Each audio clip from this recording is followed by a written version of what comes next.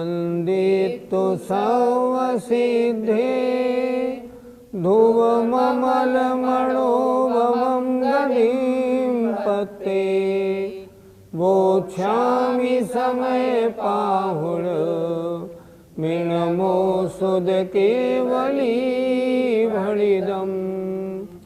पंच परमेष्ठी भगवान की जय। पिछली पाठशाला में ये अजीवाधिकार चल रहा है, इसकी 5 गाथाएं पूरी हो गई। आज कौन सी गाथा करेंगे? गाथा नंबर 49 और 50। एक बात और बताना चाहूँगा, वर्तमान में ध्यान से सुने जरा, वर्तमान में 2 तरह के समय सार हिंदुस्तान में हैं। एक समय सार वो है जो आचार्य जयसेन महाराज के अनुसार हैं। उन आचार्य जयसेन महाराज के अनुसार कुछ गाथाएं ज़्यादा हैं, आचार्य अमृतचंद स्वामी के में कुछ गाथाएं कम हैं। मैं जो पढ़ाता हूँ ये आचार्य जयसेन महाराज के अनुसार पढ़ा रहा हूँ, जिसमें गाथाएं ज़्यादा हैं। जिन जिन महानुभाव ने हमारे यहाँ से समय सार जी मंगाए, हमने उनको भिजवाई। उनकी टीका आचार्य विद्यासागर जी महाराज के जो दीक्षा गुरु हैं, आचार्य ज्ञान सागर जी महाराज थे, उन्होंने की है। आज हम कौन कौन सी गाथा पढ़ेंगे? आचार्य ज्ञान सागर जी महाराज या आचार्य जयसेन महाराज की टीका वाले समय सार में आज 49 और 50 2 गाथाएं पढ़नी हैं। और जो दूसरा है, जो दूसरा अमृतचंद स्वामी वाला है, उसके अनुसार 44 और 45 ये 2 गाथाएं हम पढ़ेंगे। जिनके पास वो वाला है वो 44-45 निकालें। जिनके पास आचार्य जयसेन महाराज वाला हमने भिजवाया वो है, वो गाथा नंबर 49 और पृष्ठ नंबर 48 निकाल लें। आइए शुरू करते हैं।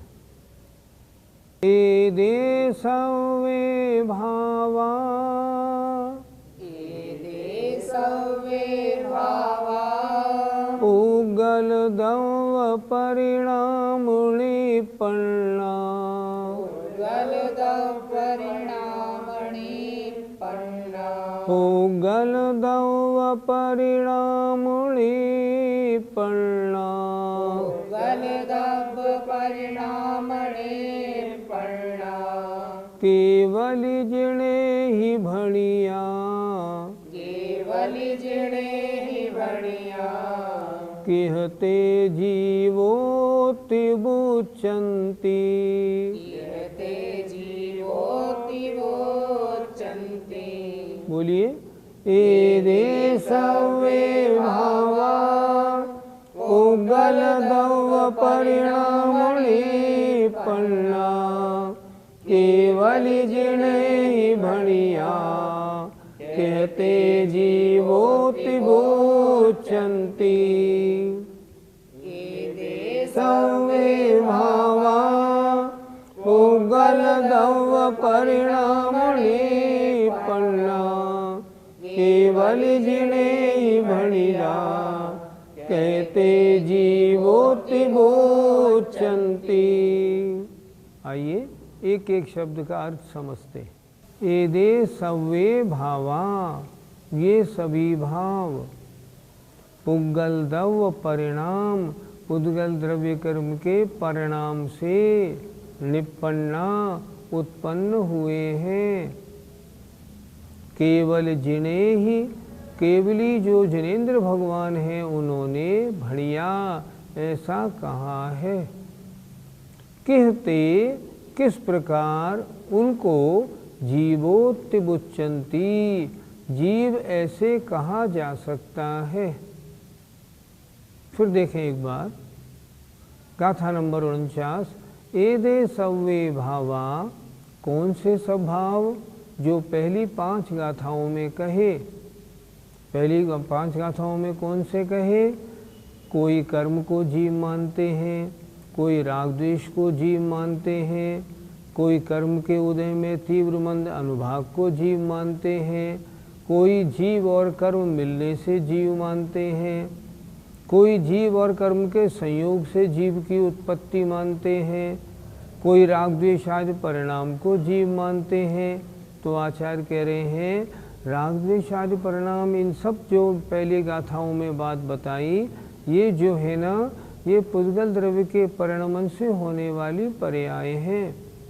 किसी ने शरीर को ही जीव मान रखा है, तो ये जो मान रखा है ना, ये तो कहा इन्होंने ये सभी भाव पुद्गल द्रव्य के परिणाम से उत्पन्न हुए हैं। कहते जीवोत्तिपुच्चन्ति केवल जिणे भणिया, केवली भगवान ने कहा है कि ये जीव है, ऐसा कैसे कह सकते हो? नहीं कह सकते। क्यों? पुद्गल के परिणमन से उत्पन्न जीव नहीं हो सकता। जीव अलग द्रव्य है, पुद्गल अलग द्रव्य है, पुद्गल से जीव नहीं बनता। जीव तो स्वतंत्र द्रव्य है, इसलिए ये सारे परिणाम ये तो पुद्गल द्रव्य के परिणमन से उत्पन्न हुए हैं, इसलिए इनको जीव नहीं कहा जा सकता, ये तो पुद्गल ही है। केवली भगवान ने बतलाया है कि उपर्युक्त सब अवस्थाएं जो पहली गाथाओं में बताई गई, ये पौद्गलिक द्रव्य कर्म के संबंध से होने वाली हैं, इसलिए ये सब जीव नहीं कही जा सकती। जीव अलग है, ये सब परिणमन अलग है, ये जीव के स्वभाव नहीं।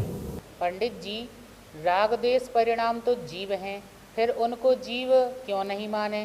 राग द्वेष परिणाम जीव में कैसे उत्पन्न हुए? क्या ये जीव के स्वभाव हैं? इन बातों पर विचार करें। आत्मा में राग द्वेष परिणाम पुद्गल कर्म के उदय से उत्पन्न होते हैं। गाथा में आचार्य ने यही लिखा है। ये सभी भाव जो पहली गाथाओं में कहे गए, अध्यवसान आदि परिणाम, ये सब कर्म के उदय से उत्पन्न हुए हैं। ये जीव के स्वभाव नहीं। जब जीव के स्वभाव नहीं तो जीव के कैसे कहे जा सकते हैं? आत्मा में मान लो मोहनी कर्म का, राग का उदय आया, तब तो आत्मा में राग की उत्पत्ति होगी। और जब राग की उत्पत्ति है तो ये राग की उत्पत्ति जीव में है। राग रूप परिणाम भी जीव हैं, लेकिन हाँ, ये कर्म के कारण उत्पन्न हुए हैं। इसलिए पुद्गल के कारण उत्पन्न होने से ये परिणाम पौद्गलिक हैं, जीव नहीं, ऐसा माना जाता है। पंडित जी, अगर ये जीव के भाव हैं तो स्वभाव क्यों नहीं? भैया ये भी तो सोचो, अगर जीव के स्वभाव है फिर सिद्धों में क्यों नहीं? क्या सिद्धों में राग द्वेष होते हैं? क्या सिद्धों के पास शरीर है? नहीं है। तो नहीं है तो क्यों नहीं है? क्योंकि वहाँ आत्मा का स्वभाव प्रकट हो गया है। अगर ये स्वभाव होते तो सिद्धों में भी होने चाहिए थे। दूसरी बात ये सोचें, ये प्रति समय क्यों नहीं होते? इसलिए नहीं होते क्योंकि ये कर्म के उदय से उत्पन्न होते हैं, इसलिए ये परिणाम अलग अलग प्रकार से अलग अलग समय होते हैं। इसलिए कर्म के उदय से होने के कारण आचार्य ने यही तो गाथा में लिखा है, ये कर्म के उदय से उत्पन्न है, इसलिए ये जीव नहीं कहे जा सकते। पंडित जी, इसको उदाहरण से समझा दीजिए। अनादिकाल से हमारा आत्मा कैसा है? जैसा स्वर्ण पाषाण होता है ना, खान के अंदर सोने का पत्थर, उसमें दो चीज़ें मिली हुई हैं, सोना भी और पत्थर भी। जब उसको अलग अलग किया जाता है, सोना अलग हो जाता है, पत्थर अलग हो जाता है। उसी तरह जो अशुद्ध आत्मा है, उसमें कर्म के उदय के कारण राग द्वेष आदि परिणाम होते हैं।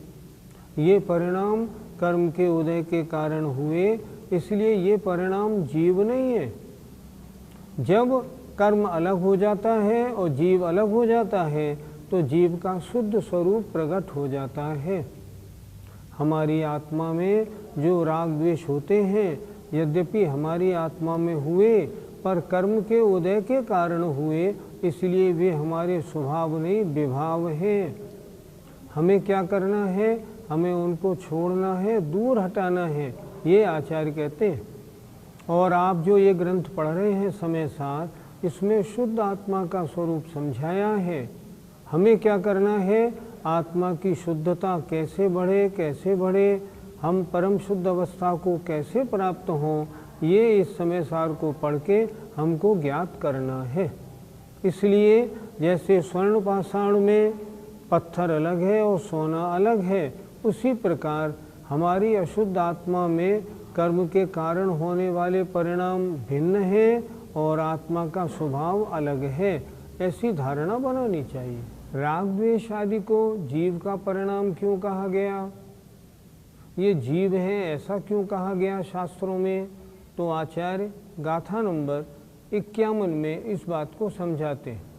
आचार्य श्री का पद्यानुवाद देखते हैं। आइए।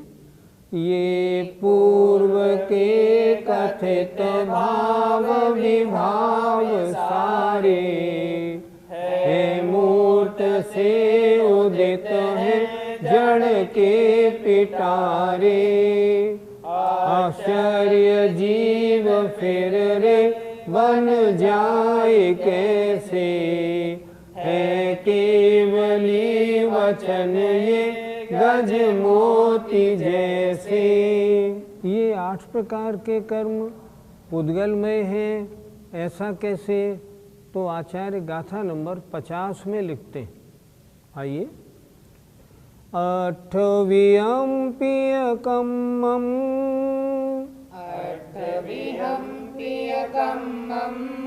सर्वं पुद्गलमयं जिणाविन्ति।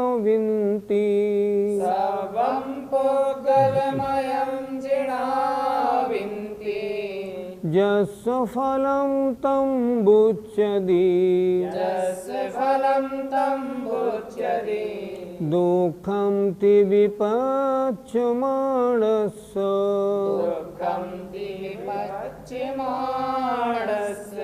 बोलिए। अठवियम्पियकम्मं सर्वं पुद्गलमयं जिणाविन्ति। यस्य फलं तं बुच्यति, दुःखं ति विपच्यमाणस्य।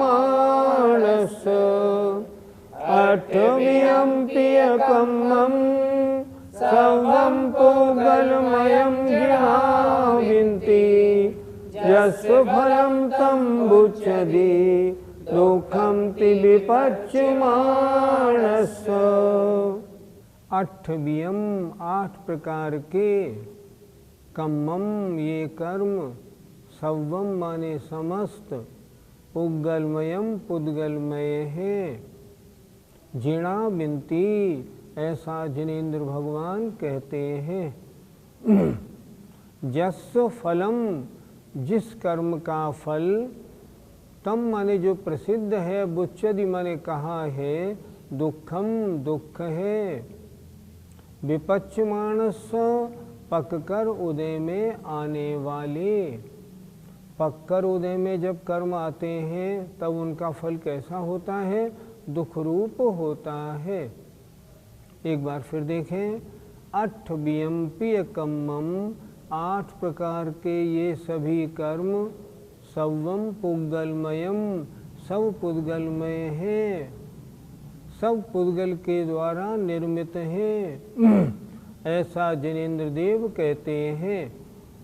इन कर्मों का फल कैसा है, जस्य फलम तम बुच्यति, जिस कर्म का फल बुच्यति कहा गया है, दुःखम दुख, कब, विपच्यमानस्य पककर उदय में आने पर।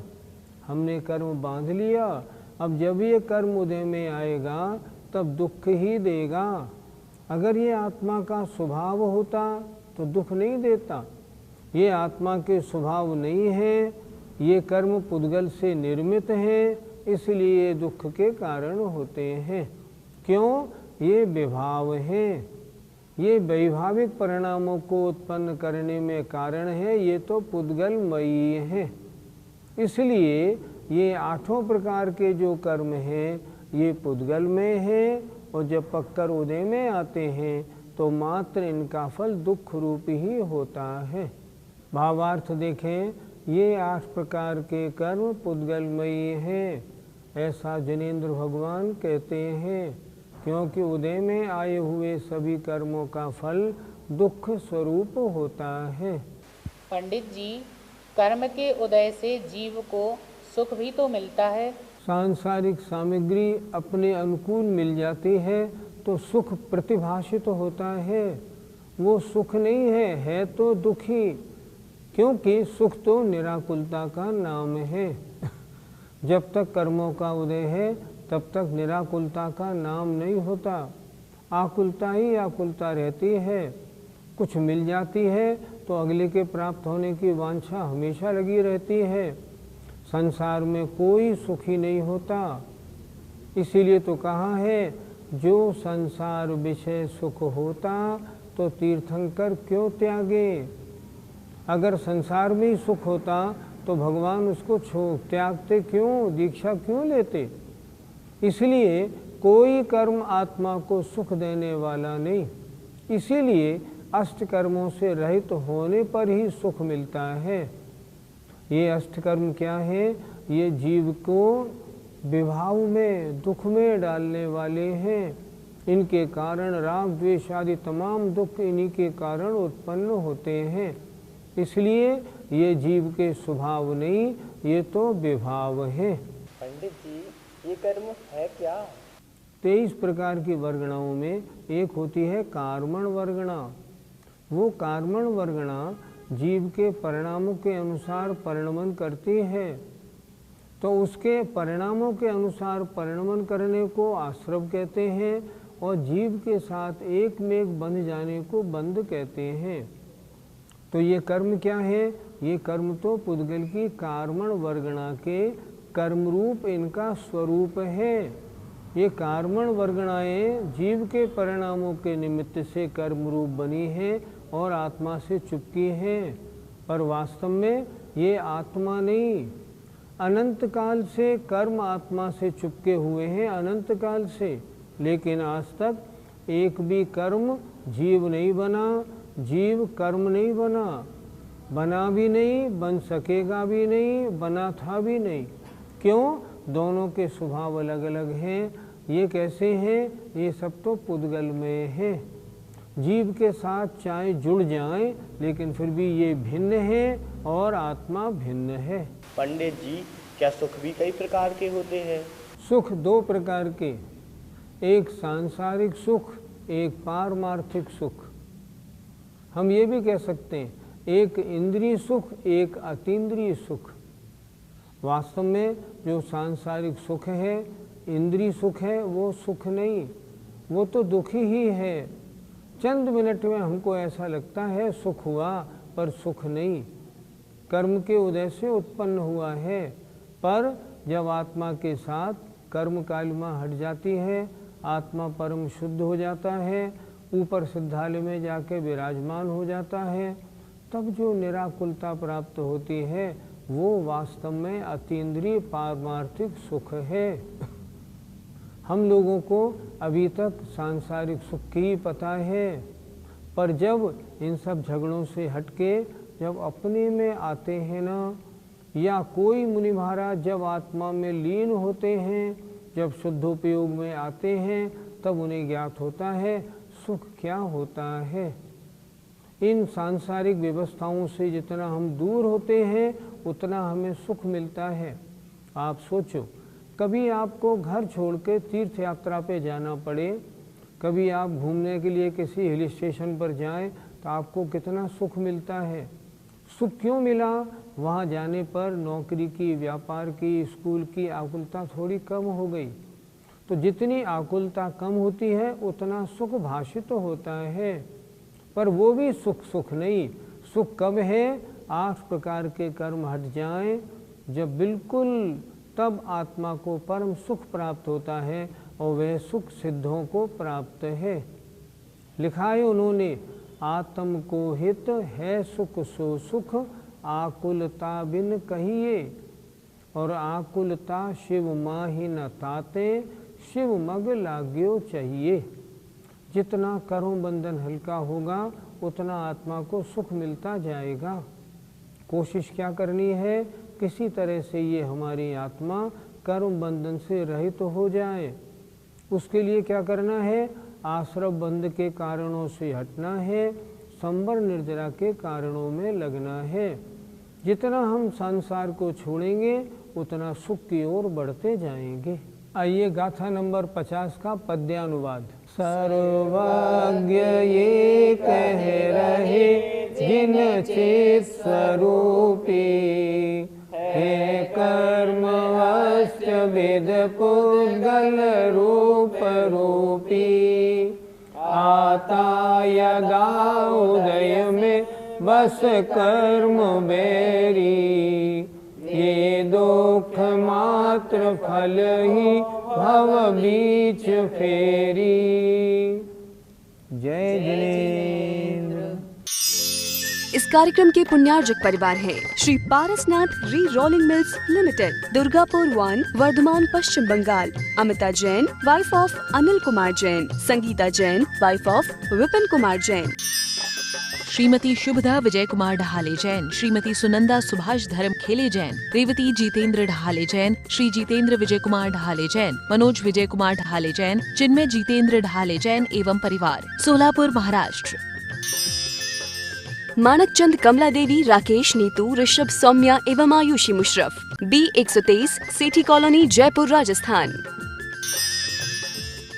प्रेरणा जैन, रानी जैन, JP जैन, अहोरा नगर, अडाजन, सूरत, गुजरात। श्रीमती सुगंधा कमाते, वाइफ ऑफ बाबरू वाहन कमाते, पुणे। विकास एवं विद्या कमाते, USA। श्री 1008 पार्श्वनाथ दिगंबर जैन मंदिर, 344/4, गोविंदपुरी महिला मंडल, गोविंदपुरी, कालका जी, नई दिल्ली 19। हितेश हसमुखलाल शाह, माता रमीला बेन परेख, वडोदरा, गुजरात।